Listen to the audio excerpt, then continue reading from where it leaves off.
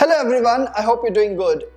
Since Joe Biden has won the US elections, most of the immigrants, especially those Indians in the US, are really happy, and all those people who wanted to immigrate to United States are really happy because of the changes that Joe Biden has promised. So in this video, for a change, we won't be talking about immigrating to Canada, but instead we'll be talking about those changes in the US immigration that Joe Biden might bring into effect very soon after becoming the president of United States in the next month.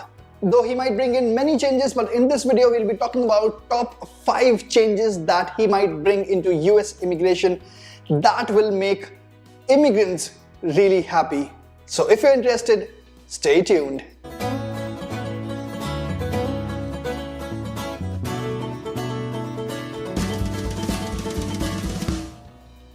Since November 2016, when Donald Trump won the election, it was very clear that he's going to curtail the immigration. He's going to bring in some new rules, some new laws, which will make it very difficult for immigrants who are there in US and also for those immigrants who are planning to go and work in United States, very difficult. And after 4 years, when Joe Biden won the elections last month, then what is expected from him is that he will do necessary changes in the US immigration laws. He'll bring in some very important changes that will promote immigration instead of curtailing immigration in the United States. Democrats are always like that. They believe that immigration would strengthen their economy, while Republicans are totally opposite. So in Obama's presidency, we saw a lot of pro-immigration rules, but in Trump's presidency, we saw a lot of anti-immigration rules or laws coming in. Now, when another Democrat, Joe Biden, is going to become the president, we can expect that it would boost US immigration because he's going to bring a lot of changes in the laws and the rules as well. So let's begin and talk about the first change that is being proposed by Joe Biden. Basically, when the pandemic began, everyone knows that millions of jobs were being lost, and just to save the jobs for the American citizens, what Trump did, he banned immigration for rest of 2020. So he said that no H-1B visas, no H-2B visas, no J or L category visas would be issued, and no new immigrants would be able to enter US for the rest of 2020 through these new visas. By that, he said that around 525,000 jobs that were instead given to the immigrants would be taken over by the Canadian citizens or the residents. Now, however, this ban was there until the end of 2020, but you never know, if Trump had won the election, he would have extended this ban.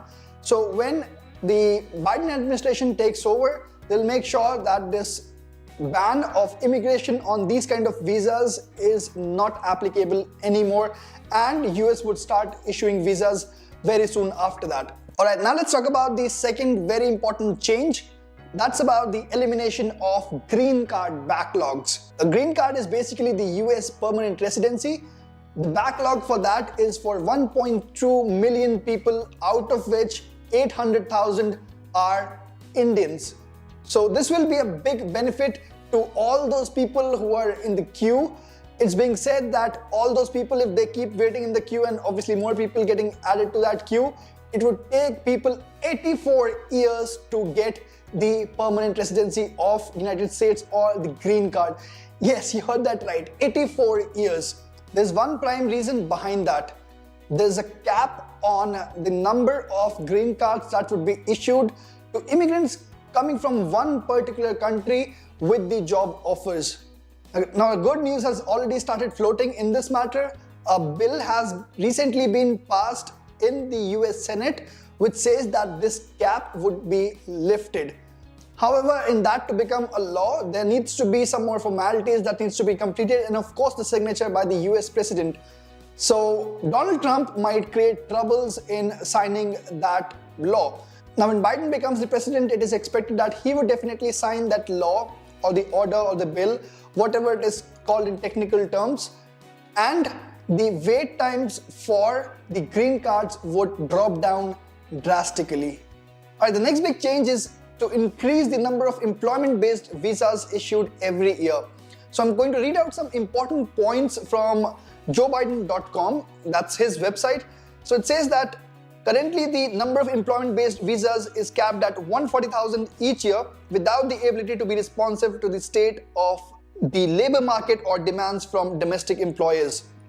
So there's a cap of 140,000 and this cap does not change. It remains stable every year. As President Biden will work with Congress to increase the number of visas awarded for permanent employment-based immigration, and please note the other point which is mentioned, and they will promote mechanisms to temporarily reduce the number of visas during high times of US unemployment. And these are those times when the US unemployment is really high, and it's the same across the world. We can expect the vaccine coming in next year, but until the unemployment rates gets better, we don't expect that the number of visas issued would get even more higher.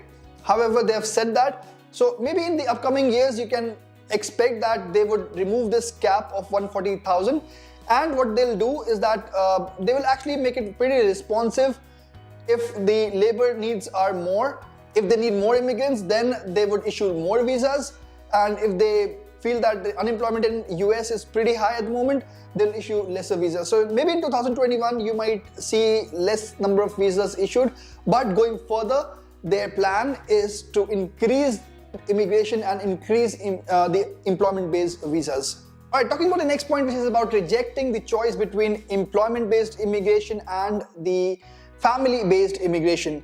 So they say here that the current system is poorly designed with per country caps that prevent applications from being approved in a timely fashion.